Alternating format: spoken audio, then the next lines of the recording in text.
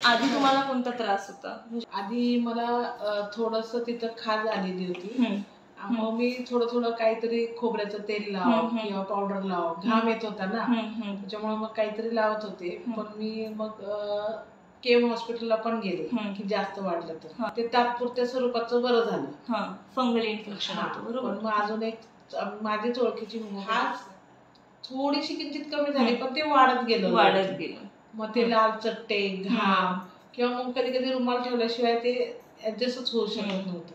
पण तुमच्याकडे आले, 15 दिवसात जवळजवळ 90% क्लिअर झालं आणि आता जवळजवळ 100% क्लिअर. होमिओपॅथिक बेस्ट आहे, मला आवडतं. म्हणजे खरं सांगायचं म्हणलं तर होमिओपॅथिक वर जेवढा विश्वास ठेवतात तेवढ्या मोठ्यातला मोठा आजार सुद्धा बरा होतो, हे मला म्हणजे माझा विश्वास आहे. बरोबर. आता ज्यांचा विश्वास असेल त्यांनी होमिओपॅथिकचं 100% औषध घ्यावं. चांगल्या आजारावर सुद्धा तो इफेक्ट करतो.